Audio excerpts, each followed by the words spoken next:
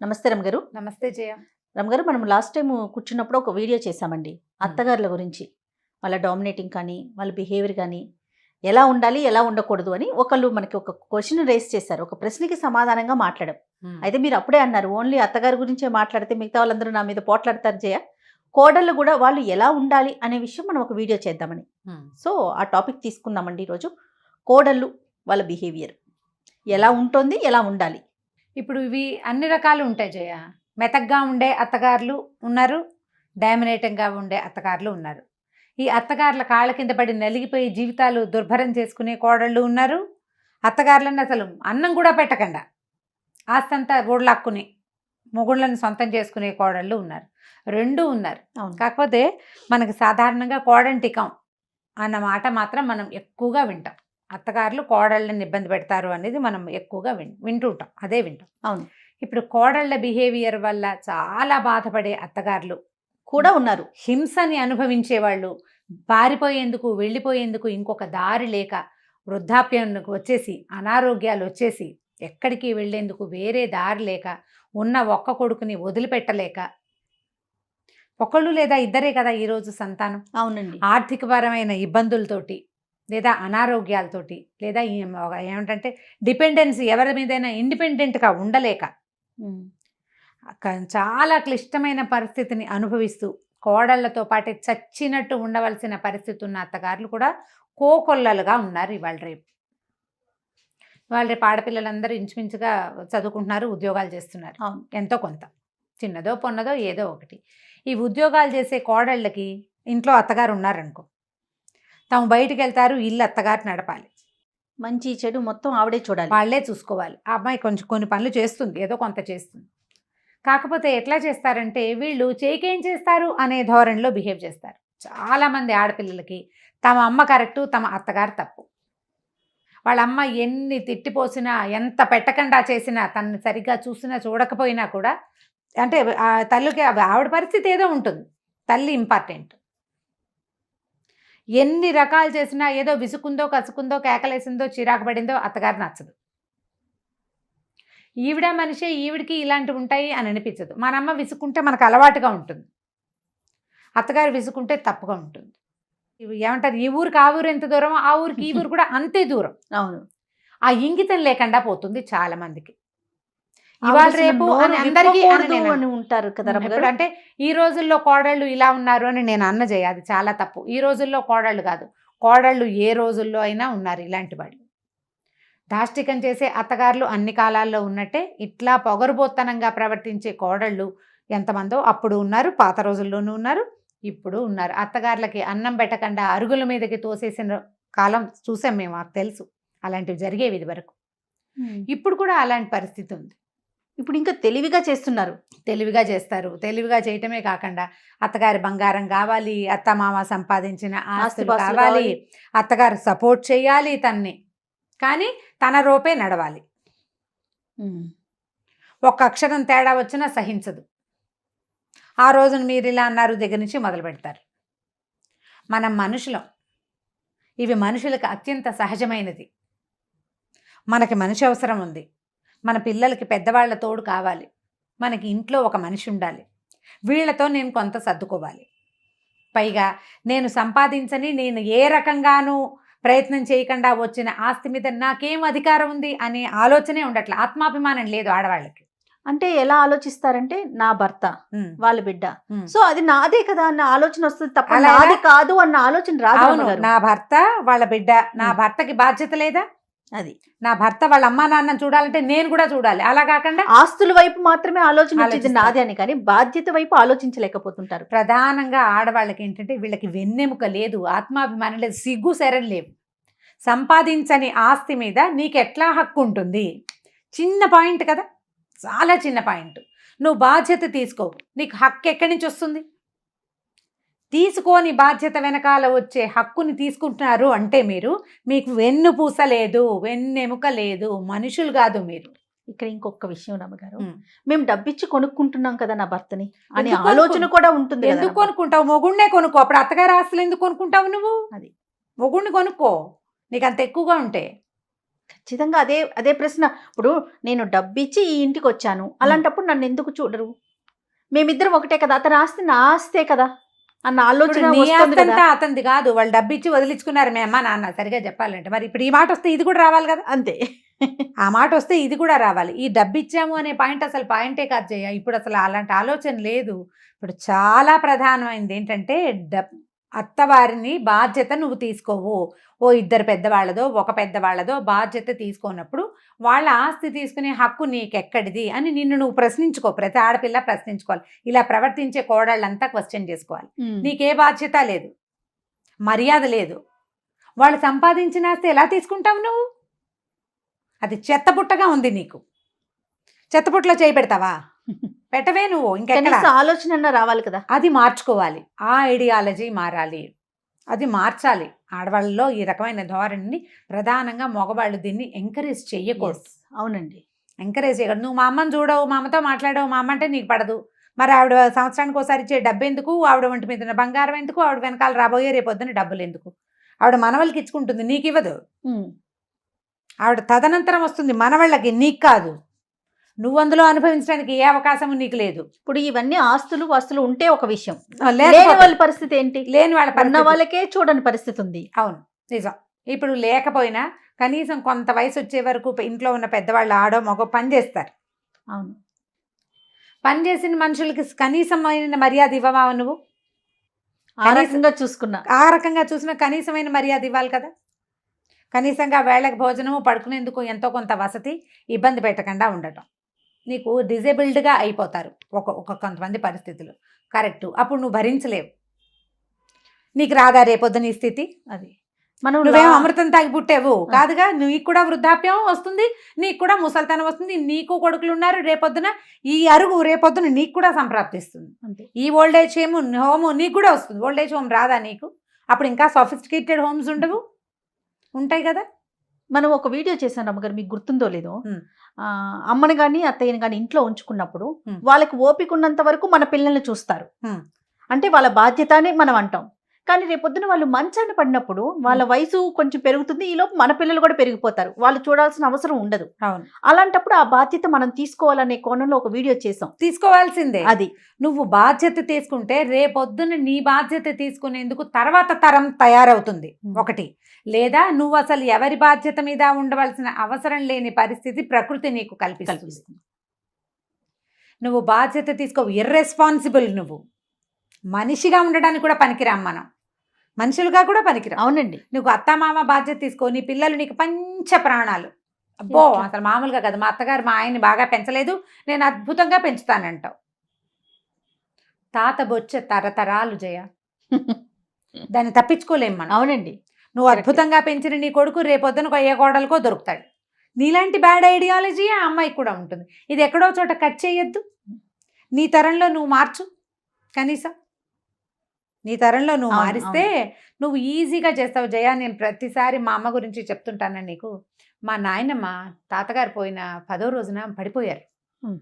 ఆవిడకి మనిషి చాలా పొడుగట. మేము ఆవిడని పొడుగావిడిని చూడలే, మాకు ఇంతే చిట్టి నాయనమే తెలుసు. పొంగిపోయారే, వంగిపోయారు. ఆస్టియోపొరోసిస్ ఉంది ఆవిడకి, చాలా భారీ మనిషి. అట్లా మా చిన్నాయనమ్మ కూడా ఇట్లా వంగి ఉండేవారు. వాళ్ళ ఫ్యామిలీలో ఉంది మనుషులు అట్లా కృషించిపోవటం, బొమ్మకలు అట్లా పలచలైపోయి దగ్గరికి అయిపోతాయి అనమాట. అయితే చిన్న మనిషిగానే ఉండేవారు మా నాయనమ్మ. పడిపోతే తుంటి విరిగిపోయింది జయ. తుంటి విరిగితే అప్పుడు డాక్టర్ గారు, ధన్వంతరి గారే అనుకుంటా, ఆపరేషన్ చేయలేము, పెద్ద వయసు, బోన్స్ బాగా పెలిసిబారిపోయి పలచబడిపోయినాయి, మంచంలో ఉంచండి అంటే 3 years నా తాతగారు పోయారు, నాన్న పోయారు. తర్వాత మా అక్కయ్య పెళ్ళయింది, అన్నయ్య పెళ్ళి కూడా అయిన తర్వాత 3 ఏళ్ళు పూర్తిగా నిండేదాకా ఉన్నారు మా నాయనమ్మ. ఆ 3 ఏళ్ళు ఆవిడ మంచానే ఉన్నారు. మేమే ఎవరో ఒకళ్ళం ఎత్తి పక్కన పట్టుకుని, మా అమ్మ ఎంత ఓపికగా చూసిందంటే ఆవిడ్ని. మేము ఎవరో ఒకళ్ళం ఖచ్చితంగా పిల్లలు, మా అమ్మ ఎక్కడికైనా వెళ్ళాల్సి వస్తే ఓ పిల్ల 2 పిల్లలు ఇంట్లో ఉండేవాళ్ళం. ఆవిడకి మధ్యాహ్నం వేసరికి ఇంత ఉప్మా చేసి పెట్టాలి, పిచ్చి ఉప్మా. అదైనా సరే ఎంత బాగా చేసిందో, కుట్టేమో ఉప్మా అని చాలా సంతోషించేది పాపం మా నాయనమ్మ. చాలా చిన్న తిండి చూసేవాళ్ళం మేమే బాగా. మా అమ్మ అయితే ఎంత అట్మోస్ట్ కేర్ ఇచ్చింది మా నాయనమ్మకి. చివరికి మా అమ్మ ఎవరితోటి ఏమి చేయించుకోకుండా స్విచ్ ఆఫ్ చేసినట్టు వెళ్ళిపోయారు. నేను దాన్ని బాగా నమ్ముతాను జయ. ప్రతి వాళ్ళకి నేను ఇదే చెప్తాను. నేను చెప్పే ప్రతి కథలోనూ ఈ పాయింట్ ఉంటుంది. నేను జీవితాన్ని చూడటం వల్లే నాకు ఆ మాట వచ్చింది. నాయనమ్మ పోయిన 20 సంవత్సరాల తర్వాత ఎప్పుడో మా అమ్మగారికి నాయనమ్మకి చాలా డిఫరెన్స్ ఉంది. ఇంచుమించు మా నాయనమ్మ 86లో పోయి ఉంటారు కదా. మా అమ్మ 2010 దాకా ఉన్నారు. ఇన్ని సంవత్సరాలు ఆవిడ హాయిగానే ఉన్నారు. మా అమ్మ ఏమి ఇబ్బంది పడలే. ఒకసారి చిన్న అనారోగ్యం వచ్చింది, మా ఇంటికే వచ్చారు, క్యూర్ అయిపోయారు, నార్మల్ అయిపోయారు. అందరికీ ఇలాగే ఉంటుంది. అంటే నువ్వు చేసి లోపల మనసు ఉంది చూసావా, నువ్వు సరిగ్గా చెయ్యి, నీకు సరైనది వస్తుంది. 100% సరైనది వచ్చి తీరుతుంది. నీకు ఏదైనా ఇబ్బంది వచ్చినా కూడా భగవంతుడు ట్రై చేస్తాడు దాన్ని సరిగ్గా చేయటానికి. నీ లోపల దాన్ని చూస్తాడు దేవుడు. నువ్వు పైన ఏ రంగుని భగవంతుడు అక్కర్లా. నువ్వు రంగు రూపు, నువ్వు పెట్టే పువ్వు, నువ్వు పెట్టే ప్రసాదం కాదు, నీ లోపలి గుండె, నీ ఆత్మలో ఎలాంటిది ఉంది అనేదే భగవంతుడికి కావాలి. అదే మన చుట్టూతో ఉన్న ప్రకృతి చూస్తుంది. నాకు మీరు చెప్పే దాంట్లో బాగా నచ్చే ఒక పదం అంతే, ప్రకృతి చూస్తుంది, ప్రపంచం చూస్తూ ఉంటుంది మనని. దానికి ఖచ్చితమైన సమాధానం వస్తుంది. నువ్వు సరిగ్గా బిహేవ్ చేయి అత్తగారితో, ఎవరి కోసమో కాదు, నువ్వు చెయ్యాలి, చేయడం అంతే. నీ బాధ్యత, నీ బాధ్యత. నీ మొహాన్ని నువ్వు అద్దంలో చూసుకున్నట్టుగా చెయ్యాలి. బాధ్యతని చెయ్యి. నీకు అసలు ఎవరి మీద నువ్వు డిపెండ్ అవ్వక్కర్లేకుండా వెళ్ళిపోయే పరిస్థితే నీకు ఇస్తాడు భగవంతుడు. నువ్వు ఇవాల్టి రోజున రేపు నా భవిష్యత్తుని ఎవ్వరూ ఆలోచించరు జయ. కానీ మనం లాంగ్ స్టాండింగ్ ప్లాన్ ఎలా చేస్తాం? ఒక 22, 21కి చదువు అయిపోయింది అనుకో, ఉద్యోగం, ఆ తర్వాత ఒక 3 ఏళ్ళకి, మగ పిల్లలైతే ఇంకో 5 ఏళ్ళకి పెళ్ళి, ఓ ఇల్లు, బండి, కారు, 40కి అదేదో, 50కి రిటైర్మెంట్, నేను హాయిగా వరల్డ్ టూర్ ఆలోచించవు నువ్వు. ఇవన్నీ ఆలోచించేటప్పుడు నువ్వు నీ వృద్ధాప్యము, నీ తాలూకు మరణము, దాని గురించి నువ్వు ఎందుకు ఆలోచించాలి? ఆలోచిస్తావా? ఆలోచించి తీరాలి ప్రతివాడు. నేను పెద్దయ్యాక నా పరిస్థితి ఏంటని మగవాడు ఆలోచించాలి, ఆడది ఆలోచించాలి. నాకు అలాంటివి రాకూడదు అంటే నేను ఇలాంటివి చేయకూడదు అని తెలుసుకోవాలి మనం. ఇప్పుడు ఈ పనులు వీటన్నిట్లలో నువ్వు కర్మ సిద్ధాంతమే అప్లై అవుతుంది జయ. అవును రమ్ గారు. ఇప్పుడు నీకు బాధ్యత, నువ్వు చెయ్యాలి. బాధ్యత లేని చోట హక్కులు ఉండవు. అస్సలు హక్కు తీసుకోవడానికి నీకు సిగ్గులేదని అర్థం. నువ్వు హక్కులు తీసుకుంటాను, హక్కులన్నీ పుచ్చుకుంటాను, నేను బాధ్యతగా ప్రవర్తించినంటే నువ్వు మనిషిగా ఉండడానికి పనికి రావని అర్థం. మనుషులం కాదా మనం? దాని మానవత్వాన్ని, మనిషితనాన్ని భగవంతుడు నీకు ఇస్తే దాన్ని నిలబెట్టుకోవు. నువ్వు ఎందుకు చదువుకుంటున్నావు? ఇదివరకు అట్లాగా ఆడవాళ్ళు ఇళ్లలోనో వెనకాల మగ్గిపోవాల్సిన పరిస్థితి కాదు కదా. నువ్వు ముందుకెళ్తున్నావు, ప్రపంచాన్ని నీతో పాటు తీసుకెళ్ళగలుగుతున్నావు. సంపాదన వైపే మనం ముందుకెళ్తున్నాం అనే ఆలోచన మానుకొని అన్ని విషయాల్లో కూడా ముందుకెళ్లే ప్రయత్నం మనం చేయాలి. మనంతటా మనమే. మీ వ్యక్తిత్వము, మీ విశాలమైన దృక్పథము, విశాలమైన భావాలతోటి ప్రపంచాన్ని ముందుకు తీసుకెళ్ళినడమ్మా. ప్రతి వాళ్ళు దీనికి ట్రై చేయాలి.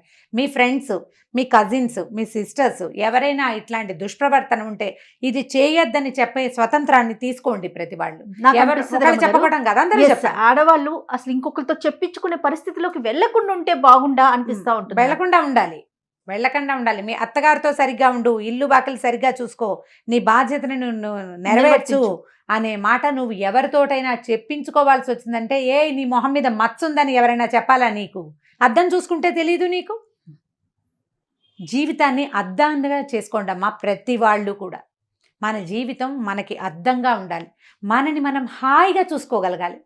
ఇక్కడంతా ఏదో ఉందనుకో, చూడంగానే ఎలా ఉంటుంది? జుగుప్సాకరంగా ఉంటుంది. ఇప్పుడు అది చూసుకోకూడదు. నీ మొహాన్ని ప్రశాంతంగా నువ్వు చూసుకోవాలి అద్దంలో. నీ జీవితాన్ని చూస్తే నువ్వు చేసిన సరైన పని, సజావైన నీ ప్రవర్తన, బాధ్యతాయుతమైన నీ మనస్తత్వము, నీ ప్రవర్తన కనపడితే నీ తర్వాత పిల్లలు, నీతో పాటు ఉండే ప్రపంచం అంతా నిన్ను మన్నిస్తుంది. ఇవాళ అత్తగారికి వచ్చిన స్థితి నాకు రాదని అనుకోవద్దు. డెఫినెట్గా వస్తుంది. మీకు పెళ్లి కాకముందు మీరు చిన్నపిల్లలు, పెళ్ళయింది, ఒక తల్లి అయ్యారు, పిల్లలు పెద్దగా అవుతారు. ఏడాదికి పిల్లలు పెరగరు. వాళ్ళతో పాటు నువ్వు పెరగవు. ఎన్నాళ్ళు ఉంటావు? మనం ఏమైనా అతిలోక సుందరులమా? ఎల్లకాలం యంగ్గా ఉండడానికి? ఏం కాదు. మనమేమి అమృతం తాగలేదు. ఎవ్వరికీ తప్పదు అది. ఇది ఆలోచించుకుని ప్రవర్తించాలి ప్రతి కోడలు కూడా. మనం అత్తగారులకి చాలా చెప్పాం జయ. కోడళ్ళ అవ్వాల్సిన పిల్లలు, ఇప్పుడు ఇంకా రేపొద్దున పెళ్లిళ్ళు చేసుకోబోయే వాళ్ళు, ఆల్రెడీ పెళ్లిళ్ళు అయిపోయి ఉన్నవాళ్ళు, ఆల్రెడీ ఇలాంటి ప్రవర్తనా లోపాలు కలిగి ఉన్న వాళ్ళు ఇప్పటికైనా తప్పేదేలేదు, మార్చుకోండి. ఎందుకంటే మిమ్మల్ని ప్రకృతి గమనిస్తూ ఉంటుంది. అది స్పేర్ చేయదు మిమ్మల్ని. మీ భర్త, పిల్లలు మిమ్మల్ని క్షమించేస్తారు మీ ప్రవర్తన ఎలా ఉన్నా, కానీ ప్రకృతి మాత్రం క్షమించదు. ఎప్పుడూ మీకు ఇతరుల సహాయం అవసరమయ్యే పరిస్థితికే మిమ్మల్ని తీసుకొస్తుంది. ఆ పరిస్థితి తెచ్చుకోకూడదంటే ప్రవర్తనా లోపాలు సరి చేసుకోండి. అత్తగారు మన భర్తకి తల్లి, మామగారు మన భర్తకి తండ్రి, అతని తోబుట్టువులు. ఇప్పుడు అతను వాళ్ళకే ఇంపార్టెన్స్ ఇస్తున్నాడు అంటే మీరు కొంత బాధపడచ్చు. కానీ మీరు అసలు అతని వైపు, అతన్ని వాళ్ళ వైపు కూడా చూడనివ్వకుండా చేయటం తప్పు కదా. అది అది చేయకూడదు. అది జాగ్రత్త పడితే బాగుంటుంది. నమస్తే రమ్మగారు. నమస్తే జయ. రమ్మగారు, పంచతంత్ర కథలు, మంచి సరదా కథలు చెప్తారు మీరు. అలాంటిది ఏదైనా ఒకటి. ఒక ఊళ్ళో ఒక పద్మశాలి అతను ఉండేవాడు. పద్మశాలి అంటే బట్టలు నేస్తారు కదా. అవునండి. అయితే ఆయన ఏం చేశాడంటే ఓసారి మామూలుగా పద్మశాలి మగ్గాలు రాట్నాన్ని వడకటము అవేవో ఉంటాయి, చేస్తారు కర్రలతో ఏర్పరిచి పెట్టుకుంటారు కదా. ఈ రాట్నం కాదు, దాన్ని ఏమంటారు, నేత పని చేసేదాన్ని. రాట్నం అంటే నూలు వడికేది. ఆ నేత పని చేసేటప్పుడు ఇలా పైనుంచి లాగడానికి ఒక తాడు, ఆ బట్టలు ఐడియా ఉందండి, దాని పేరేంటో తెలియట్లేదు. నాకు కూడా పేరు గుర్తు రావట్లేదు. పడుగు పేక అంటారు. అది పడుగు పేక, నిలువుదారం అడ్డదారాన్ని పడుగు పేక అంటారు. అదే జ్ఞాపకం ఉన్నాయి, ఏవో కొన్ని పదాలే గుర్తుంది. అయితే ఈ బట్టలు నేసే వ్యవహారానికి కావాల్సిన చెక్కలన్నీ వాళ్ళ ఇంట్లో ఉన్నవి పాడవుతున్నాయి. దాంతో బట్టల మీద మరకలు పడుతున్నాయి. రోజు ఒక వస్త్రం నేయగలిగేవాడు. మెషిన్లు పాడైపోయినాయి, కర్రలు కొత్తవి తెచ్చుకుందామని అడవిలో ఓ చెట్టు దగ్గరికి వెళ్ళాడు. ఆ చెట్టు ఏంటంటే ప్రత్యేకమైన చెట్టు, అది దీనికి యూజ్ అయ్యేదన్నమాట. చెట్టు కొట్టదాం అనుకున్నాడు. కొమ్మలు నరుక్కుని పట్టుకెళ్ళొద్దు. ఆ చెట్టు కొట్టబోయేసరికి ఆ చెట్టుని ఆశ్రయించుకుని ఉన్న ఒక గంధర్వుడు దిగొచ్చి ఏమన్నాడు, ఓరి నాయన చెట్టు కొట్టబాకరా, నీకేమైనా కావాలంటే అడుగు, అది నేను ఇస్తా అన్నాడు. అయితే ఇతను అన్నాడు, ఈ సాలైనా అది కాదండి, ఇప్పుడు నాకు జీవితానికి ఆధారం మగ్గమే ఆధారం, దానికి ఈ కర్ర, నాకు ఎందుకండి మీ సలహాలు, నేను బట్టలు వేసుకోవడానికి వస్తువులు కావాలి, కర్రలు తీసుకెళ్తానండి అన్నాడు. ఆయన బతిలాడాడు గంధర్వుడు. బాబు, సంవత్సరాల తరబడి చెట్టు మీద ఉన్నాను రా, చెట్టు కొట్టేస్తే నా శక్తి అంతా పోతుంది, నీకు ఏది కావాలో అడుగు, ఆలోచించుకుని అడుగు పోని అన్నాడు. అనేసరికి ఇతను అన్నాడు, ఉండండి, మరి నేను నా స్నేహితుడిని కానీ నా భార్యని కానీ సలహా అడిగి వస్తా, ఏమడగాలో అని చెప్పాడు. చెప్పేసరికల్లా సరే అని అన్నాడు గంధర్వుడు, నువ్వు మళ్ళీ రా, నువ్వు నా చెట్టు మీద తడితే నేను కిందకు వచ్చి నీకు కావాల్సింది ఇస్తానన్నాడు.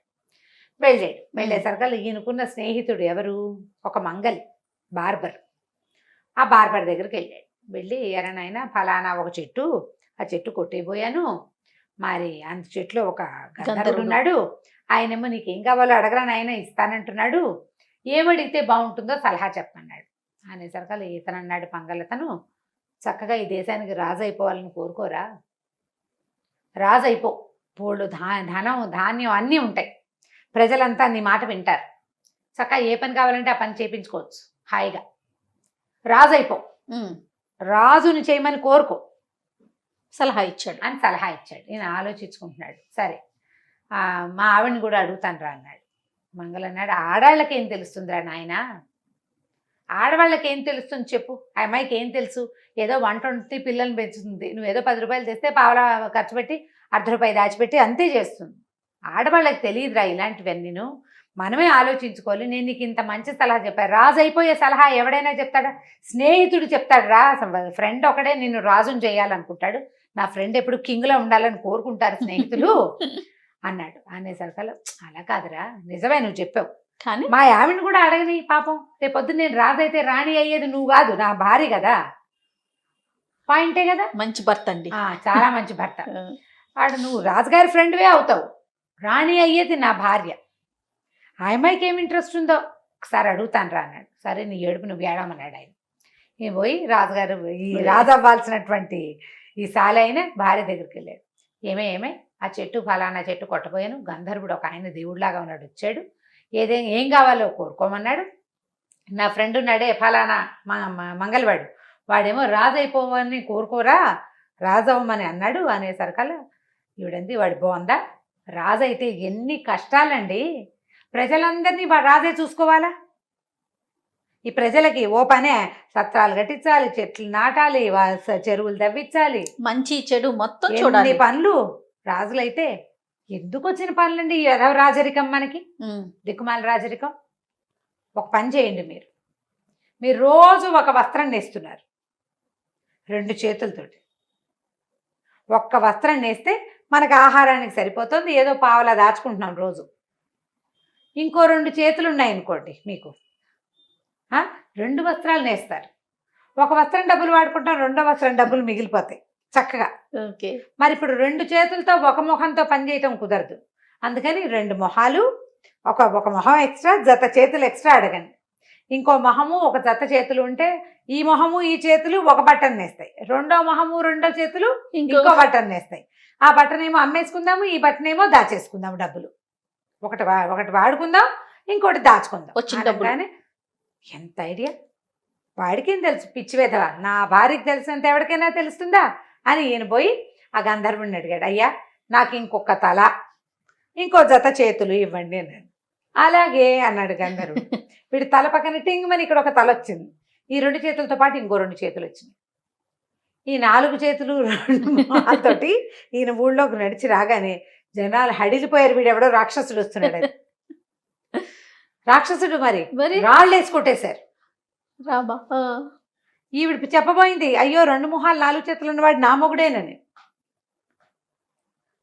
వీళ్ళకి అర్థం కాలేదు, వీడు రాళ్ళేసిన కొట్టిన వాళ్ళలో మంగళవాయిని కూడా ఉన్నాడు. రాక్షసుడు వీడెవడో 2 తలకాయలు ఉంటాయా మనిషి అన్న వాడికి ఎవరికైనా. దాంతో సావు కొట్టి చెవులు మూసారు. ఆయన అలో లక్షణాన్ని పరిగెత్తుకుంటూ చెట్టు దగ్గరికి వెళ్ళాడు. గంధర్వుడు అన్నాడు, నేను నీకు వరం ఇవ్వగలిగాని తీయలేను ఆయన, నేను వరం ఇవ్వగలను, ఇచ్చేసా, అయిపోయింది, వెళ్ళిపో, ఇక నేను నీకు ఒక వరం ఇస్తానన్నా, నువ్వు అడిగా ఇచ్చా, దీన్ని తీసేయండి అంటే నా వల్ల కాదు, ఎలాగోలా బతుకంటే ఆ అడవిలో పడి ఆ చెట్టు ఇచ్చి పెళ్ళం పిచ్చిమోహంతి దాని మాట విన్నాను అనవసరంగా అని తిట్టుకుని ఆ అడవిలోనే పడి వాడి జీవితం అంతా అలాగే అయిపోయింది. తన భర్త ఏమైపోయాడో పాపం ఆవిడికి తెలియనే లేదు. మెల్లిగా ఆవిడే ఆ మగ్గం తిప్పుకొని బట్టలు వేసుకుని ఎలా ఆగోలాగా బతికింది. కథ కంచికి మనం ఇంటికి. బాగుంది. ఇప్పుడు తెలివిగల ఆలోచన ఎవరిది? ఫ్రెండ్ది. భార్యామణి ఏం చేసింది? కానీ అందరూ అలా ఆలోచిస్తే ఎలా రాము గారికి? అలా ఏ ఆలోచించరు. భర్త కూడా భార్యని సలహా అడగడండి. విన్ను ఆగు. ఇది పంచతంత్రంలో ఎప్పుడు చెప్పారంటే పెళ్ళాలు చెప్పిన సలహాల్ని పునరాలోచించుకోవాలి. ఒకటి, భార్య తెలివితేటల మీద ప్రగాఢ విశ్వాసాన్ని నీకు ఉన్నప్పటికీ నువ్వు పునరాలోచించుకో. స్నేహితుడితోటి ఆలోచించు. నువ్వేం చేసావు? స్నేహితుడు చెప్పిన సలహాని భార్య దగ్గర చెప్పావా? మరి భార్య చెప్పిన సలహాను కూడా స్నేహితుడి దగ్గర చెప్పాలి కదా. వీడు పోయి చెప్పుంటే, ఒరే నీ బొందా నీకు 2 తలకాయలు రావటం ఏమిట్రా అని వాడు తిట్టేవాడు. చెప్పలేదు. మా ఆవిడ చెప్పింది, రాజు అయితే చాలా కష్టాలు ఉంటాయని. వాడికి తెలియక పిచ్చి విధవ నా ఫ్రెండ్ ఇలాంటి సలహా చెప్పాడని అనుకుని, స్నేహితుడే పిచ్చివాడు అనుకుని భార్య తెలియగలదు అనుకుని వెళ్ళాడనమాట.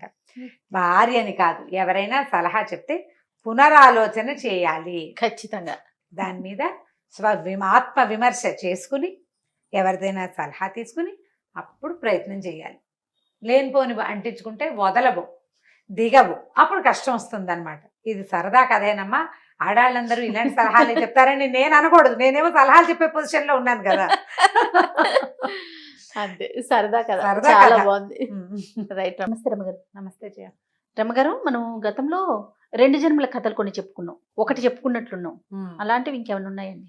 అవి భలే ఇంట్రెస్టింగ్ ఉంటాయండి. అవి ఒకటి గత జన్మ రహస్యాలని, పునర్జన్మలని, ఇలాంటివి వినటానికి కూడా పునర్జన్మే, మళ్ళీ పుట్టడం.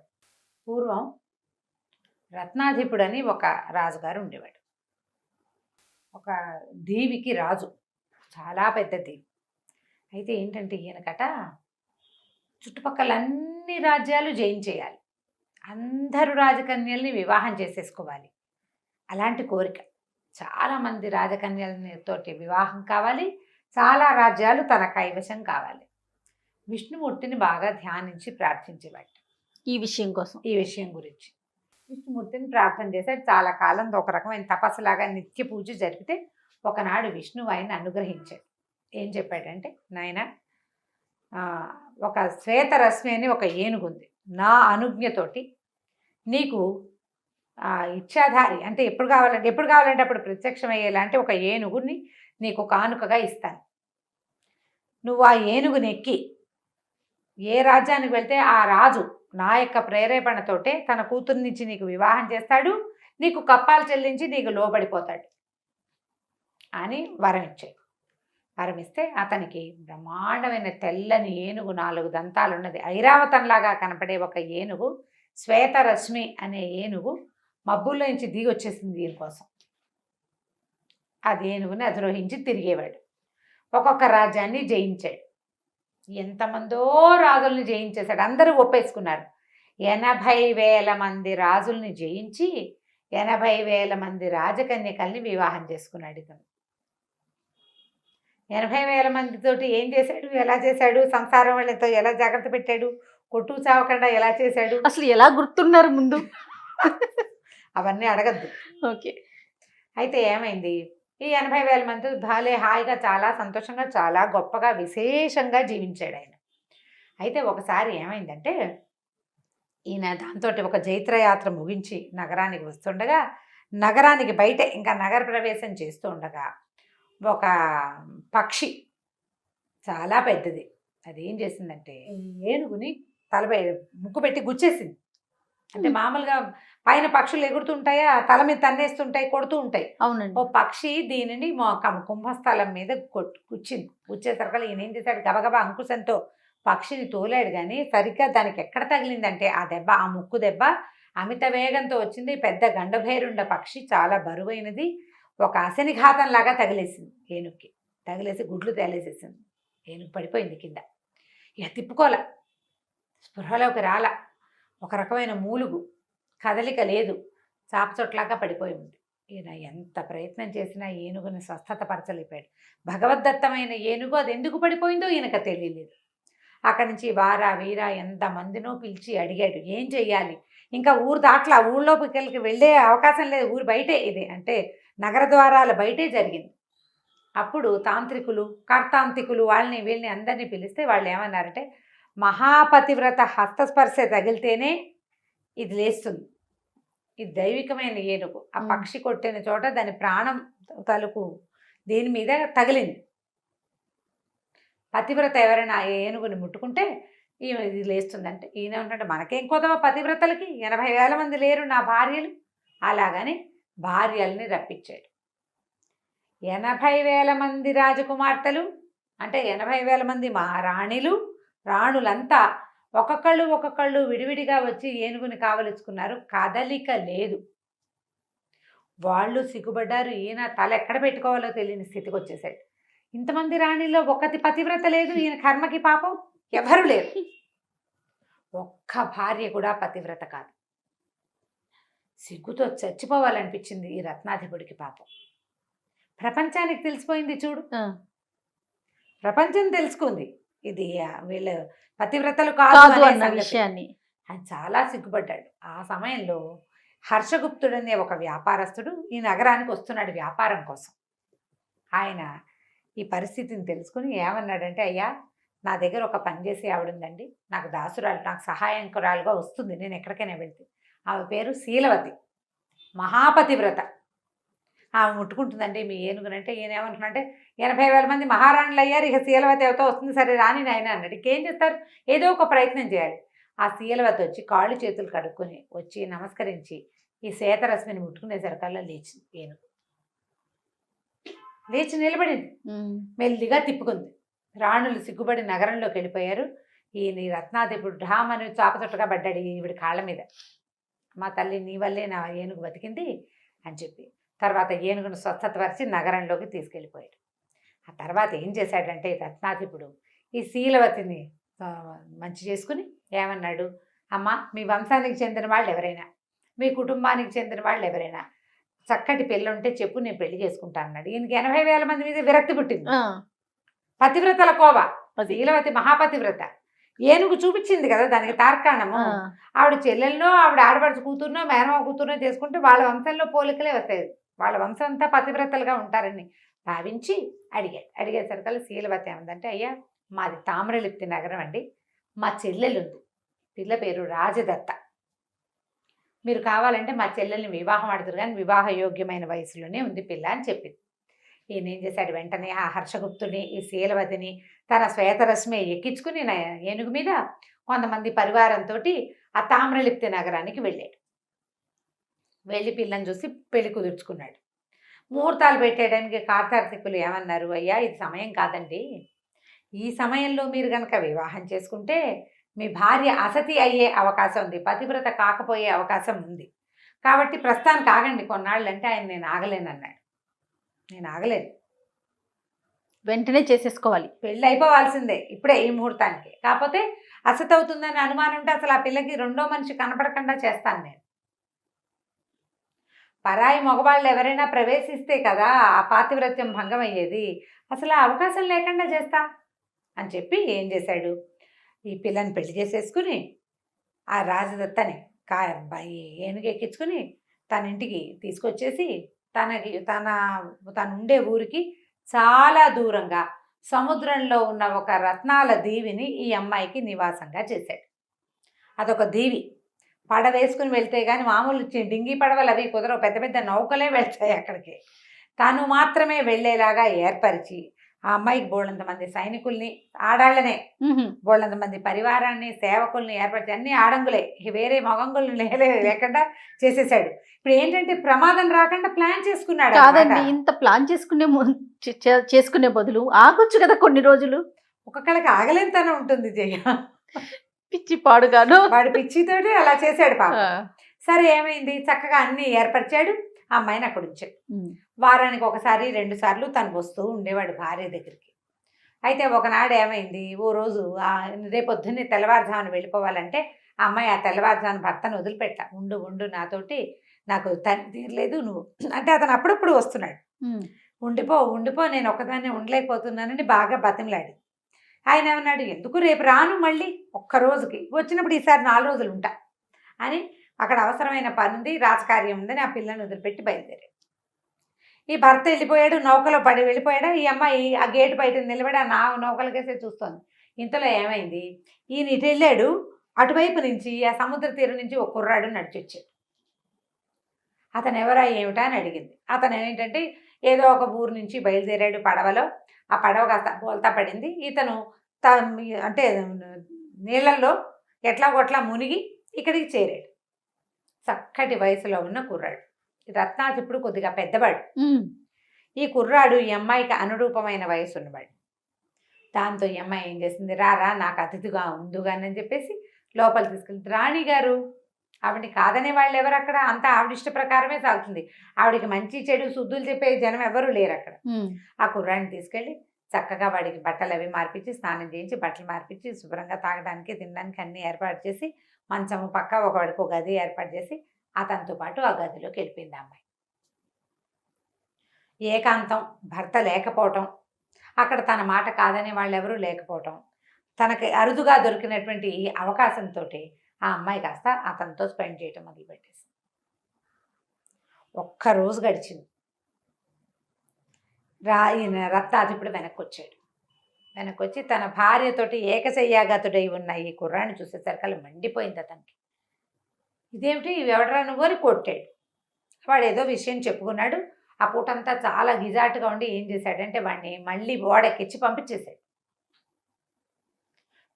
ఇంక ఇక్కడ ఉంచడం ఎందుకు, దీని పాతివ్రత్యం ఎలాగో గంగపాల అవనే అయిపోయింది, చీచీ అనుకుని ఆ కుర్రాడిని పంపేశాడు. ఆ కుర్రాడు చూడు ఇక్కడికి వచ్చి ప్రాణాలు దక్కించుకోవడానికి ఈ ప్రాంతానికి వచ్చి ఆ రాణిగారి చేయి దాచి పిలవంగానే ఆమె దగ్గరికి వెళ్ళిపోయాడు. అబ్బాయి ఇది పనికిరాదమ్మా, నేను చేయనని అనలా, వాడి బుద్ధి అలాంటిది. వాడిని ఒక పడవ ఎక్కించి పంపిస్తే ఆ పడవలో ఉన్న ఆ సరంగా ఒక ఆయన ఉంటాడు కదా, షిప్పు నడిపే ఆయన, పెద్ద నావికుడు, అతని భార్యతోటి కూడా స్నేహం చేసి అతనితోటి చంపబడ్డట ఆ కుర్రాడు.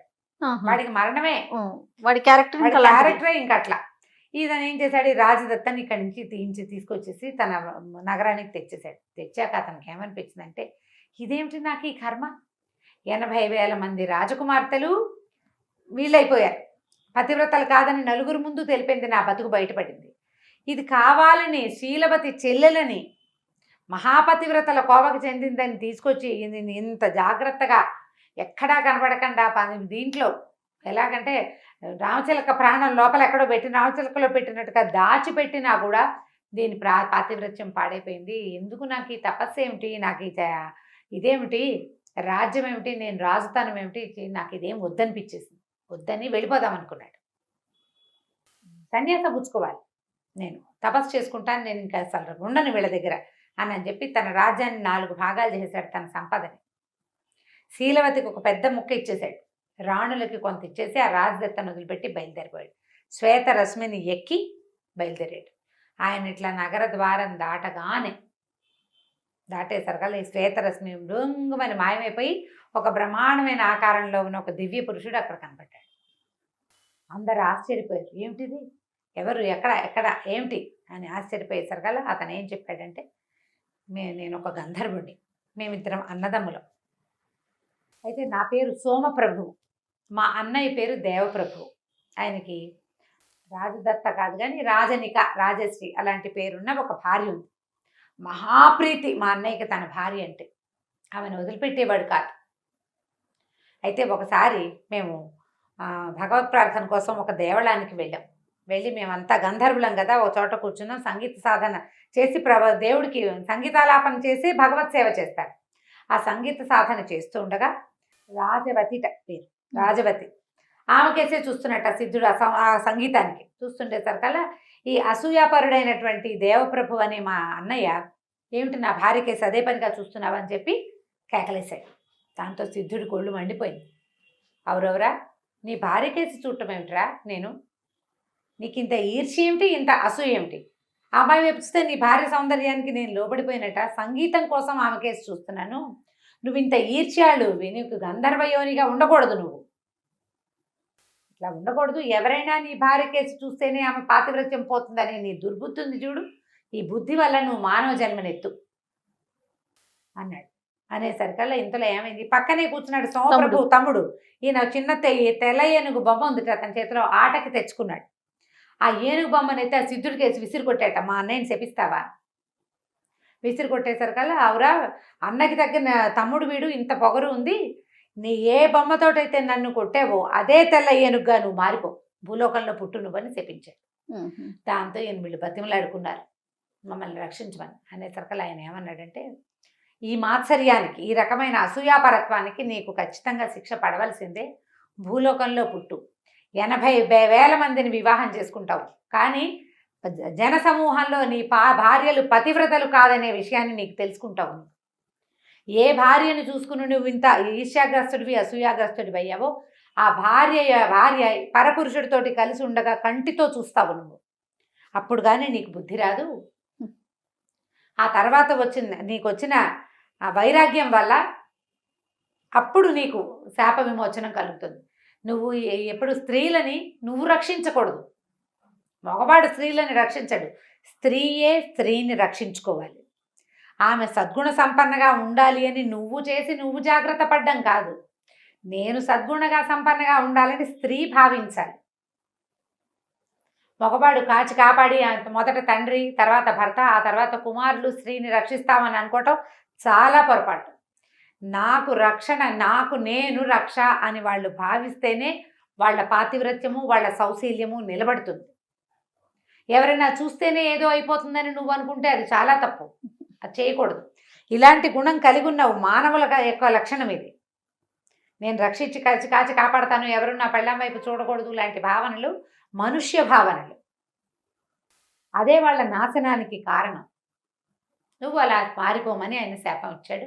శాపావసానం ఏం చెప్పాడంటే, ఎప్పుడైతే నువ్వు భార్యని పరపురుషుడితోటి చూస్తావో, ఎప్పుడు నీకు ఇది వద్దనిపిస్తుందో జీవితం, ఆనాడు నీకు శాప విమోచనం అన్నాడు.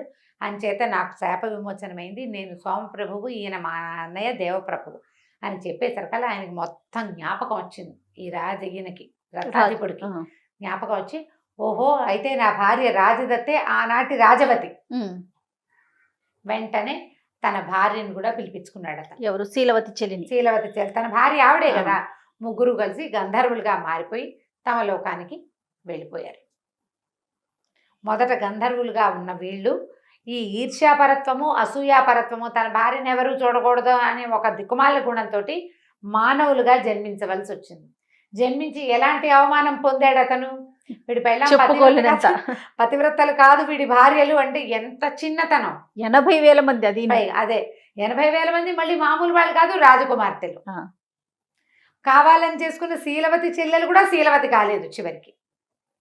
అలాంటి పరిస్థితిని ఈర్ష్యాపరత్వమే అతనికి తీసుకొచ్చింది. ఈ సందర్భంగా ఆ కథలో చెప్పబడేది ఏంటంటే, స్త్రీని పురుషుడు రక్షిస్తున్నాడు అని అనుకోవటం భ్రమ. స్త్రీకి రక్షణ ఆమె యొక్క సౌజన్యము, సౌశీల్యమే, కానీ మగవాడు ఆమెను ఇతరుల నుంచి కాపాడలేడు. వాళ్ళకి వశం కాకూడదు, ఇంకొకళ్ళని నా జీవితంలోకి రానివ్వకూడదని ఆ స్త్రీ అనుకుంటే ఎలాంటి పరిస్థితుల్లోనూ ఆమె పాతివ్రత్యాన్ని తప్పదు. నువ్వు కాచి కాపాడి ఎక్కడైనా తీసుకెళ్ళి చీకటి గుహలో దాచేసినా అక్కడ కూడా ఏదో ఒకటి జరుగుతుంది పొరపాటు. ఉమ్. ఆమె అనుకోవాలి. ఆ సందర్భంగా ఈ కథ చెప్తారు. కథా సరిసాగరంలో కథ ఇది. చాలా బాగుంది రమ్మ గారు. ఇంకొక స్టోరీతో మళ్ళీ కలుద్దాం. నమస్తే. నమస్తే జయ.